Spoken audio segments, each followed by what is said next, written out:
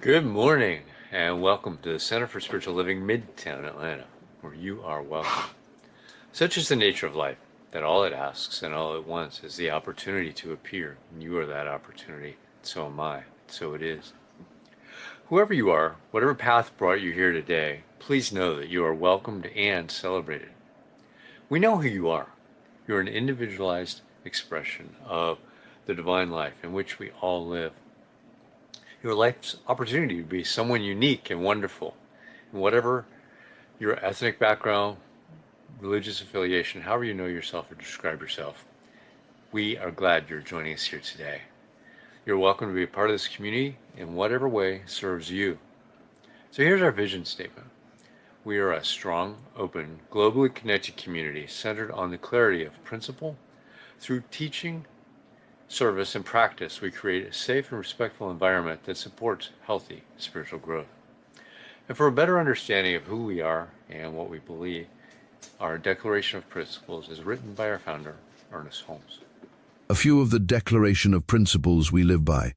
I believe in one God, one absolute power, and first cause to all things. I believe that this power is perfect love, and it creates out of a desire to express love.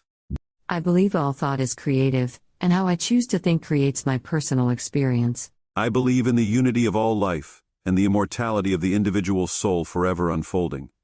I believe in the eternal goodness, the eternal loving kindness, and the eternal givingness of God to all. And so it is. So grateful, hey.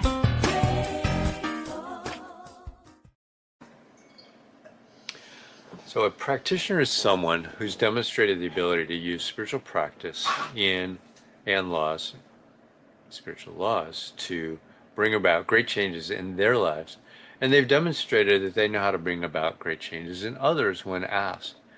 You can reach them on our website, cslmidtown.org, and they're licensed by Centers for Spiritual Living and are available to you to provide spiritual guidance in those areas where you might need guidance or are struggling a little bit. Today we have one of our amazing practitioners, Practitioner Emeritus, Norma Roberts, to give us a good message and a spiritual mind treatment. Thanks, Norma. Good morning, CSL Midtown. I'm so glad that you're here. And Vance, thank you so very much for the wonderful introduction. I want to tell everyone about the wonderful publication that we have available. The Science of Mind Monthly Magazine contains fantastic articles and daily guides. Here, I found just what I needed to share with you today. The title of this article I'm talking about is Fear as a State of Mind. It says fear is only as deep as the mind allows. There's a Japanese proverb that suggests that fear has only as much power as we give it. Everyone feels fear, but how much it affects us depends on how we see it. Our mood, mindset, and attitude can make fear stronger or even weaker. We control our mood, and if you catch yourself falling into a fearful pattern, you have the power to change it. Like other feelings, you can change fear with discipline and self-reflection. Practicing mindfulness, challenging your thoughts, and moving your body to shift your energy are all helpful ways to improve how we feel and to shift our knowing and shift into a knowing our God self. The God self is that part of you that knows God is the source of all knowledge, all wisdom, and intelligence. And that God self knows you and knows that you are one with God. Cognitive restructuring is another way to manage fear. As you see, we're talking about how we're going to manage this fear. We manage by noticing and questioning the thoughts that make us afraid. We can change them to feel less intense. We can challenge them against the qualities of God that we know to be true wholeness, infinite power, joy, love, and life.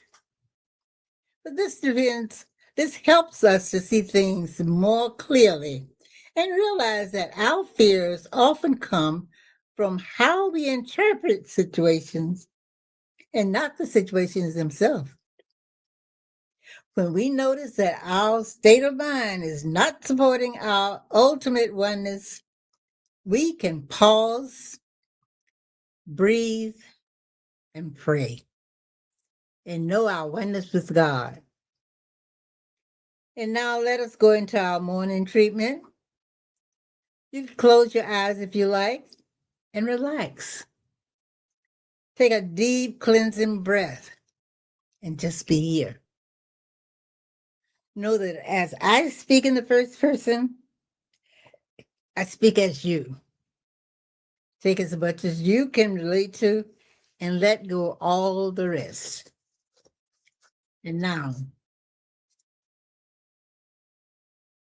know that there is but one life. That life is God. That life is truly my life, right here and right now. All power, presence, life, and love of God in its fullness.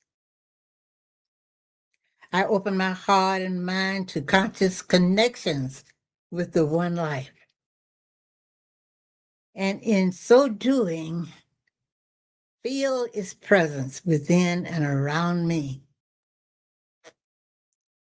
My awareness expands as I channel all of my anger into meaningful, courageous action. And I realize even more that the divine spirit is what I am. And I am the revelation of that it is. I turn my attention to that which was once termed undesirable, and I search for the good that I know is within it.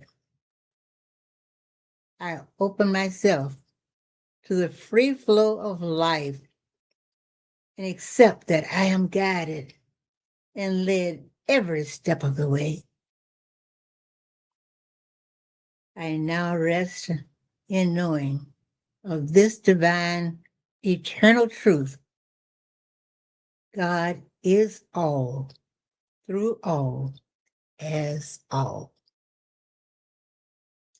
It is with unbound gratitude that I now speak boldly and claim the highest and best I can conceive at this moment.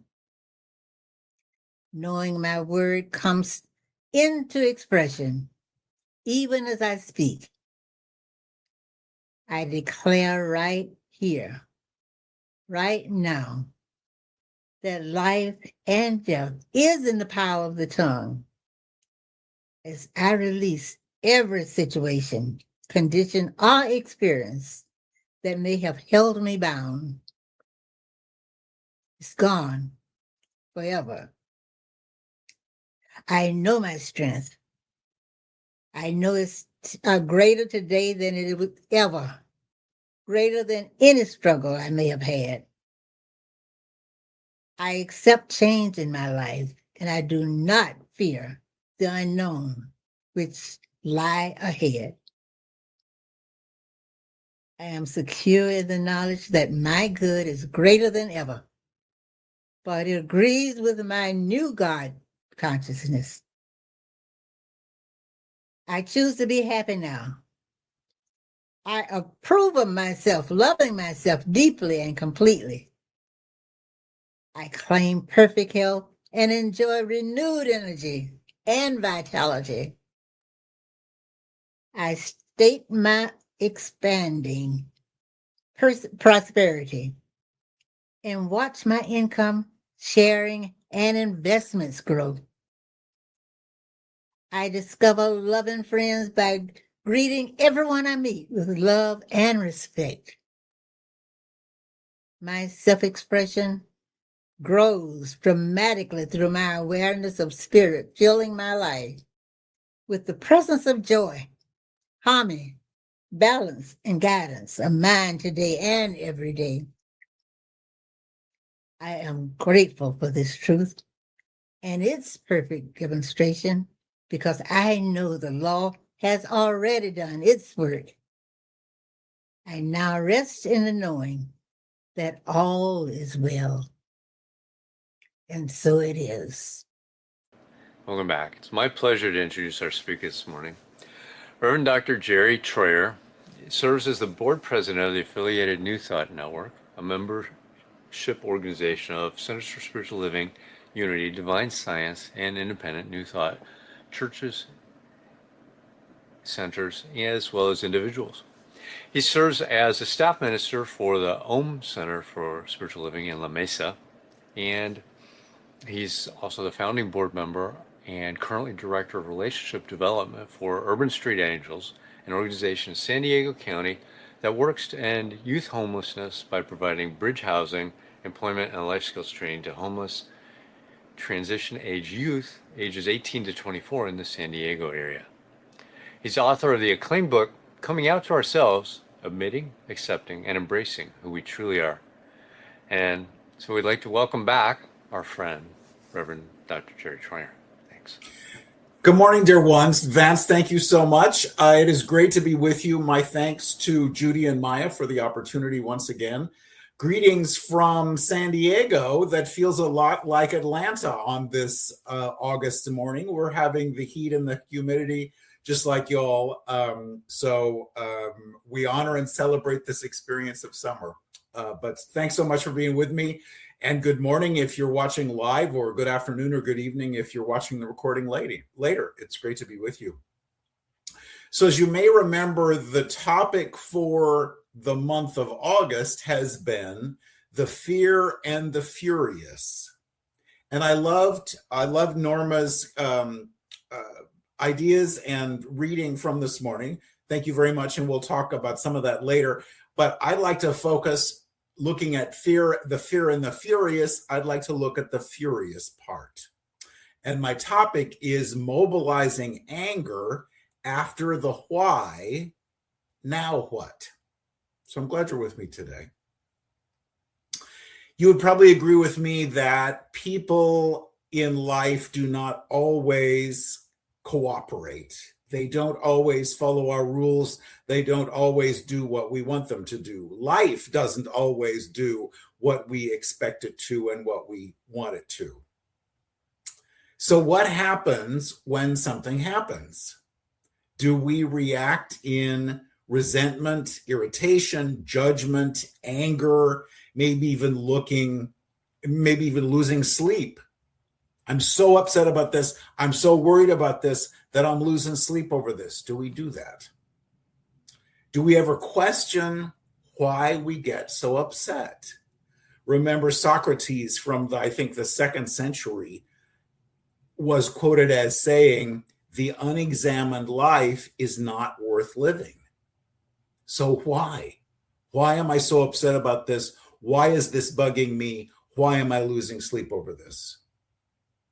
And is when we see someone's actions in the world or in our lives, is there a way for us to react and respond with a positive action, turning whatever that was into something positive? And we'll talk more about that.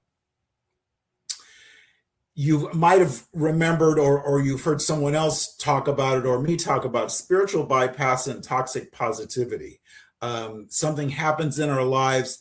Somebody doesn't do what we expected them to. Something blows up and we try to cover it up, to say they did the best they could. And while that's true, they did the best they could, how important it is for us to recognize what we're feeling about the situation, process those feelings so that we can move forward. We human beings work really hard very often on making ourselves feel better. In California, the West Coast, we'll go to Hawaii. On the East Coast, y'all might go to the Bahamas or the Caribbean, but we go and have a wonderful time. We get away from it all. We might lie on a chaise by the pool and have an adult beverage or a snack. We might get a massage. We might do all these wonderful things to make ourselves feel better. But at some point, unless you won Powerball last night, you will have to go home and go back to whatever it is you left.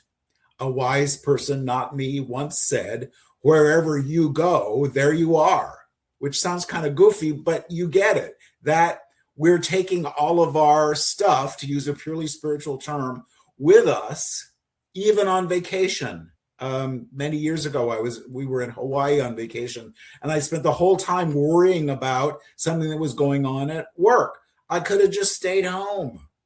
So rather than carrying that anger and fear and worry and resentment and all the rest of that with us, what if we allowed ourselves to look at it, to feel it, to heal it, so we can move forward? So that's what we're talking about today. Course in Miracles reminds us that I could see peace instead of this. Whatever this is, if it's not bringing me peace, I could see peace instead of this. If I could tattoo something on the inside of my eyelids, I would absolutely do that to remind myself, whatever it is that's going on, I could see peace instead of this. But this is courageous action. This is courageous action, being willing to look at what we believe about this situation, why we're getting so upset about it, and healing it so we move forward. In the last few years, I've been trying to be really more conscious in looking at why I'm upset about something, looking at why this is bugging me, and deciding if it's really worth getting upset about. And I bet you would agree with me that 97 2/3% of the time, when we allow ourselves to look, I could have seen peace instead of that. So that's what we're about today. I would suggest there are 3 areas of our lives, well, many, but 3 main ones that keep us out of peace and keep us from having a good night's sleep, starting with our story. And the one that comes up for me every time, whenever I think about this, is they didn't call. And that they could be somebody that we met, was really cute. We really resonated with them. We exchanged. Of course, back in the day, we wrote down our phone numbers on a piece of paper. Some of you might remember those days. If you don't, I don't want to hear about it. In 2026, we just, send our contact information on our smartphones. But they didn't call. Or we found this amazing job opportunity and it sounds so good and I really want that. It's going to be so much fun. I am perfect for this. And so we go and do the interview and we're just sparkling. And we do it. And they say, thank you so much. We'll be in touch. But they didn't call. And they didn't call. And now a week later, they didn't call. What does this mean? So often in our lives, we look at situations and assign meaning to whatever it is that happened. The problem with that is, or one of the problems with that is, we're only able to see our part of it. So I can't see why they didn't call. And so very often we assign meaning to that we can't see. So cute person, really connected, let's meet for dinner next week. They're going to call us. They don't call. What does this mean? Well, I'm too old. I'm too fat, I'm too thin, I'm too young, I said something stupid, I'm ugly, I'm never going to find somebody to love me. And we create this story based on these assumptions that we'll talk about in just a minute, and then project that onto the next experience and the next experience. Well, I might as well not bother because I'm going to be alone for the rest of my life. Nobody's going to love me. Or I better settle for that relationship that doesn't look so wonderful because that's all I can get. Or I better settle for that job that I don't really want, but that's the best I can do. Remember the Four Agreements, amazing book. Don Miguel Ruiz talks about one of the agreements being don't make assumptions. Now, if you look at the word assume, we can chop it into pieces and you might remember that. And if you don't, ask me later in the discussion because it's not really pulpit worthy. But quoting Don Miguel Ruiz from the Four Agreements, we have the tendency to make assumptions about everything. The problem with making assumptions is that we believe they're the truth. We can swear they're real. We make assumptions about what others are doing or thinking. We take it personally, then we blame them and react by sending emotional poison with our word. That is why whenever we make assumptions, we're asking for problems. All the sadness and drama you have ever lived in your life was rooted in making assumptions and taking things personally.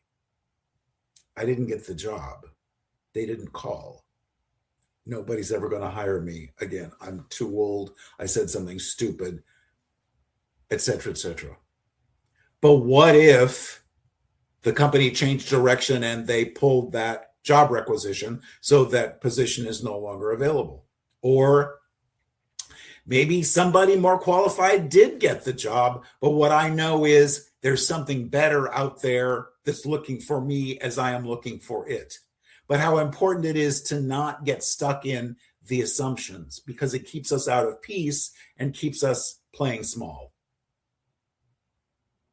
What do we believe about our worth, our value, our talents, our attractiveness, and how long have we carried those beliefs with us unless and until we allow ourselves to say, no, wait just a minute, that wasn't necessarily true then, and it certainly isn't true now, and I can change my belief about myself and my worth and my value and all the rest of that.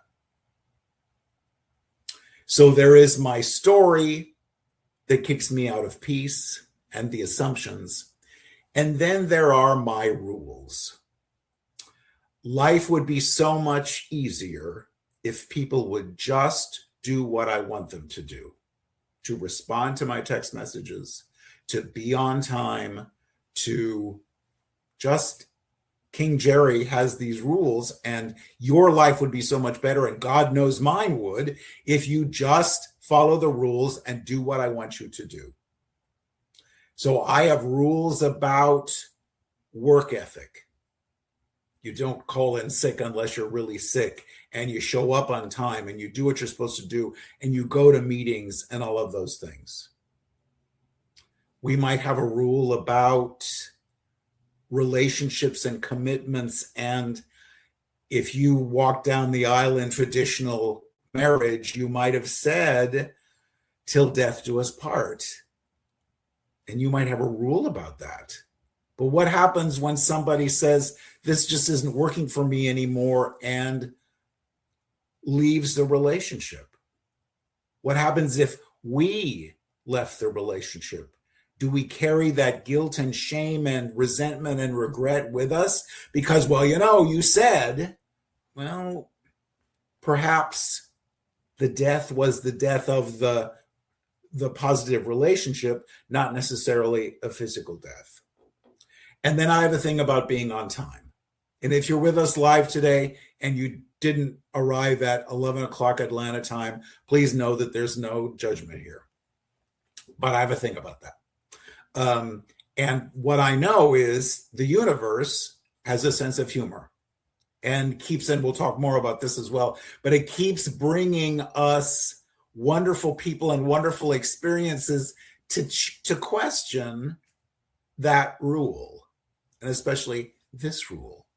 So my late husband had a rule about being on time, and he was on time-ish. So we're going to be there at 11 o'clock, 11:03 and 40 seconds, 11:05. I'm downstairs sitting, waiting, gotta go.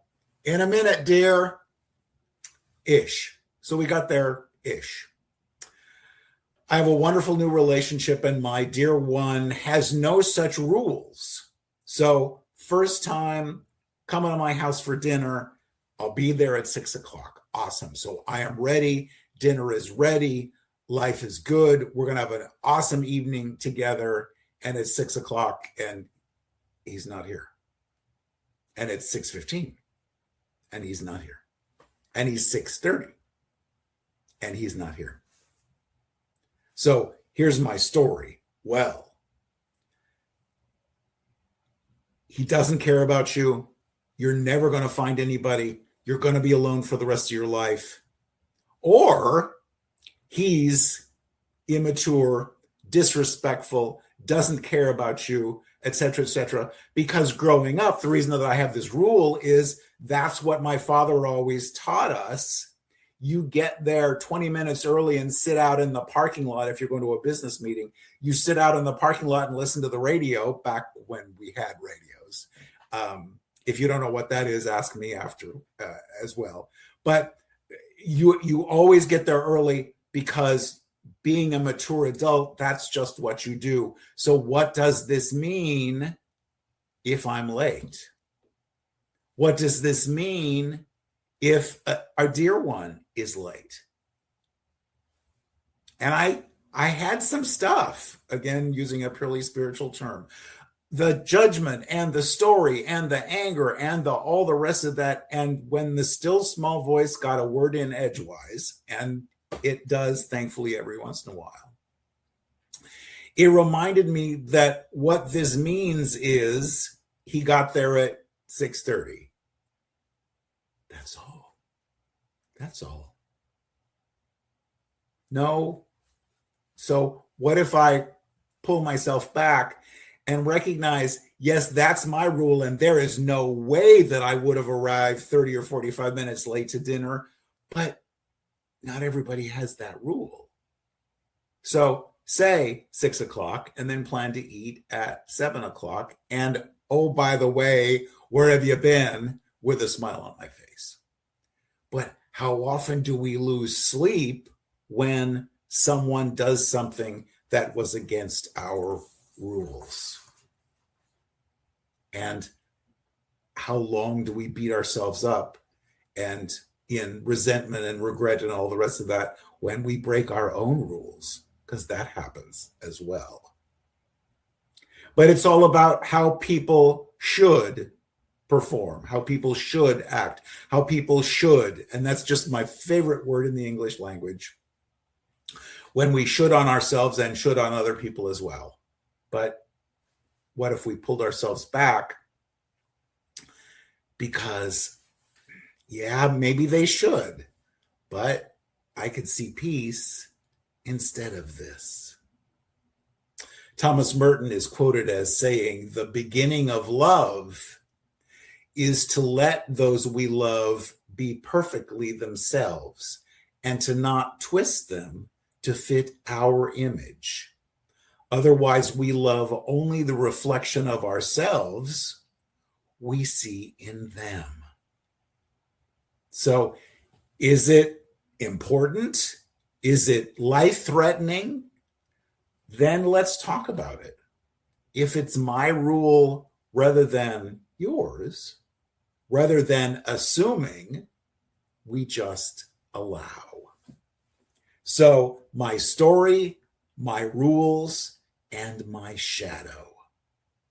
You might have heard of the concept of this, and whenever I say the word shadow, I'm always thinking of the song "Me and My Shadow Strolling Down the Avenue" from 1927, believe it or not, published by Irving Berlin, Al Jolson, Billy Rose, and Dave Dreyer. And more recently, great song, but more recently, Carl Jung and Debbie Ford and Tara Brach and others have written and done studies about the shadow. And the concept of this is, and this is a little bit of a long quote, but go with me on this. Our own personal shadow is made up of those parts of our being that we experience as unacceptable. Our family and culture let us know early on which qualities of human nature are valued and which are frowned upon. Because we want to be accepted and loved, we try to fashion and present a self that will attract others and secure our belonging. But we inevitably express our natural aggression or neediness or fear, parts of our emotional makeup that frequently are taboo, and the significant people in our life react to us. Whether we are mildly scolded, ignored, or traumatically rejected, on some level we're hurt and ushered away. So again, remembering the four agreements, Don Miguel Ruiz in the beginning of the book, you might remember, talks about our domestication, about what is acceptable and what is not, what is good and what is not. And then we learned what I can do, what's okay to do, what's not okay to do. One of my things is do not ask for help. And I have no idea why, but I see that more and more, that I don't know. I would love to say that I know everything and know about everything and can do everything. But the truth of us is we can't and we don't. And that's okay. And give someone else the opportunity to help us. But that's my shadow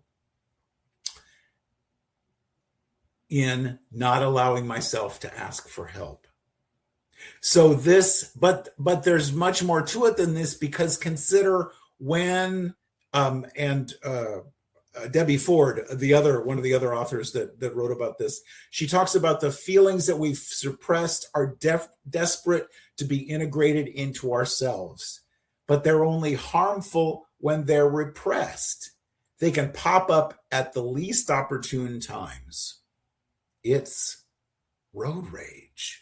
Because I'm charming. Remember the writing by Rumi about the guest house. Because I'm charming and sparkling and wonderful and patient and understanding and all of those things. And hateful and surly and cranky and judgmental and impatient. And, by the way, so are you. Because we're all that. I am that. I am that loving and charming and sparkling. And I am that hateful and surly and impatient. But if we keep hiding the truth of who we are, that I am that, that's where road rage comes from. What are you doing on the left lane of the 285, talking on the phone, doing 50 miles an hour when I'm late to work? What are you doing at Costco, digging through your purse, looking for your membership card because you knew you needed it and I'm in a hurry? What are you doing, ... And oh my God, I can't believe I ... So it's our shadow. And by not allowing ourselves to see that and look at that and say, yeah, I am that, that keeps us out of peace. But what if we looked at those attributes and experiences that we judged as wrong and bad and reframed them into something positive? So, for example, do you know somebody in your life that brags, talks about them? And I'm always reminded the movie Beaches. Bette Midler says, "But enough about me. What do you think of me?" So funny. But People who talk about themselves and talk about themselves and talk about themselves are bragging. And that might be a shadow thing for us, because for the love of God, would you stop talking about yourself? And yet, when we go on a job interview, when we meet someone for the first time and are talking about ourselves and who we are and what we do and where we've been, that's kind of bragging. But what if we reframed that and renamed that self-confidence, and being willing and being confident enough to ask for what we want, to talk about where we've been, to talk about our qualities and our accomplishments. Flighty is an old word, but so you're all over the map. You might have heard that expression. But what if that experience is spontaneity, creativity, and positive thinking? What if coming on too strong is really leadership ability? And what if too demanding is really working to get things done in the world? So the opportunity for us is to embrace all of that in ourselves. And oh, by the way, recognize when somebody else is doing it and they're driving us crazy. Recognize, yeah, there have been times when I've done that, when I've spoken that way, when I've been that way. Because I could see peace instead of this. The other part of our shadow is, so that's us and choosing not to do what we were taught was bad. But then there's also what is referred to as shadow projection. So looking at somebody that just makes us crazy, and it's probably not been your experience, but I've known people who the mere fact that they're drawing breath is making me crazy. What's going on here? And it's referred to, and again, Carl Jung and Debbie Ford wrote about this, shadow projection. Because when have I been pushy and overbearing? When have I been a liar, a narcissist, a racist, childish, selfish? Because we are all that. We are all that. And it's okay. But peace comes when we recognize I am that, but I choose not to be, but I could be in a heartbeat. Interesting. But again, I could choose peace instead of this. So the question is, after we recognize the why am I so upset about this? Now what? Rather than looking outside ourselves to feel better, and that's why we love Amazon, we love Costco, we love, I have a dear friend who's a travel agent, we love all of those experiences, but wherever you go, there you are, and we're still not at peace because we look for something outside of ourselves to bring us that peace. Is there a way to channel our anger and frustration into something positive and life-affirming? There is, starting with mindfulness. And Norma mentioned this in her kind of mini talk earlier this morning. Thich Nhat Hanh was a Buddhist monk from Vietnam, and one of his books is titled Anger, Cooling the Flames. And he talks about handling anger and recognizing anger and being with anger in mindfulness. And he writes, the energy of mindfulness is the energy of being present, body and mind united. When you practice mindful breathing or mindful walking, you become free of the past, free of the future, free of your projects, and you become totally alive and present again.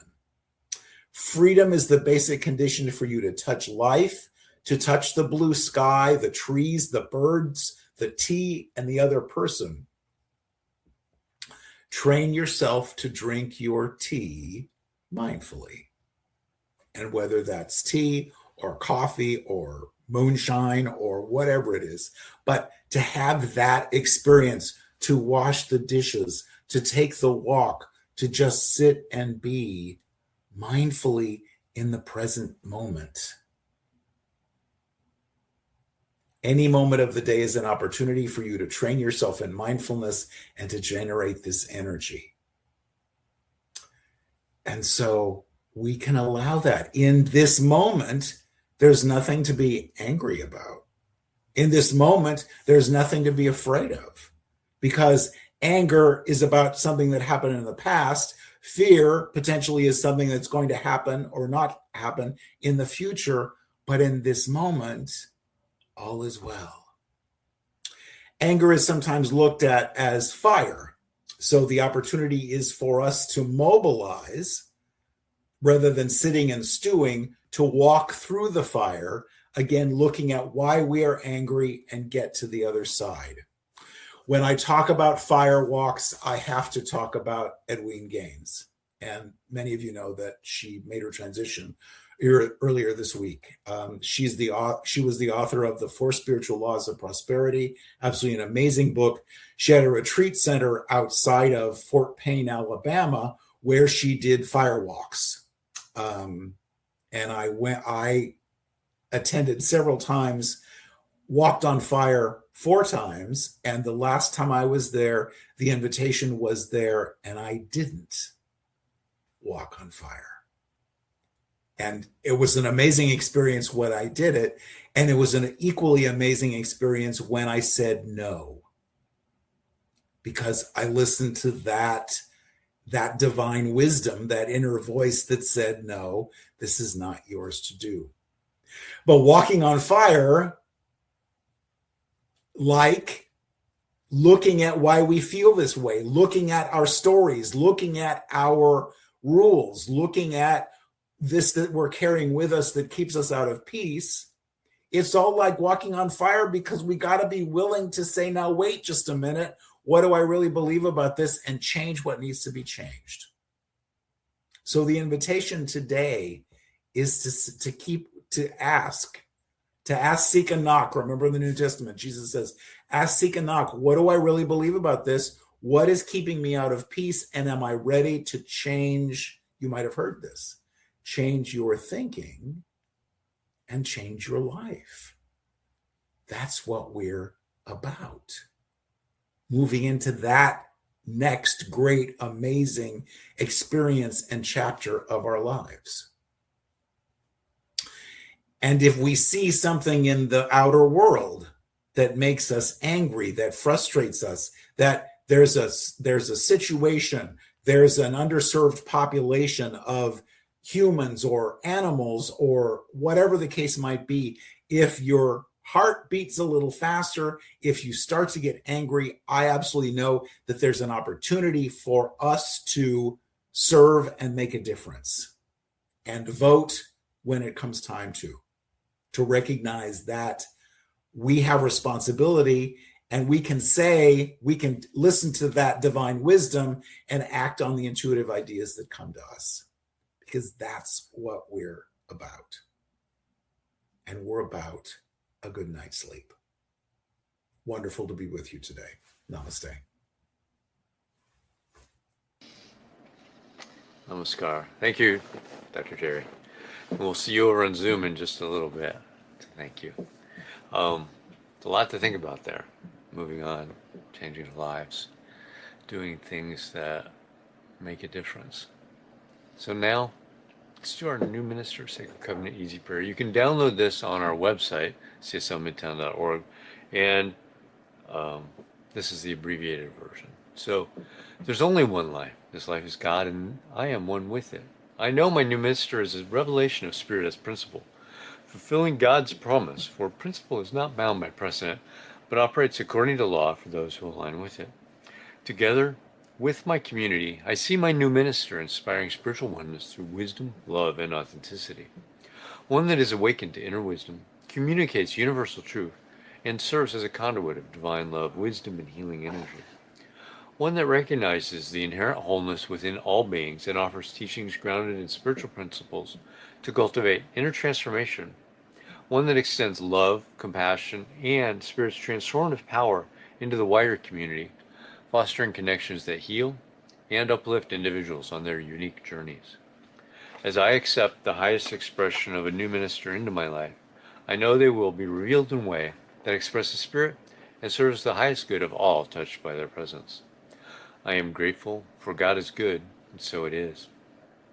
And now it's time for our conscious giving. You can donate on our website, cslmidtown.org/donate. You can scan the QR code here, and we appreciate every single one of you who contributes, who comes and participates, does everything we need to keep this center moving, growing, and supporting the individuals who come. So, here is our affirmation of prosperity. I live in a universe of abundance.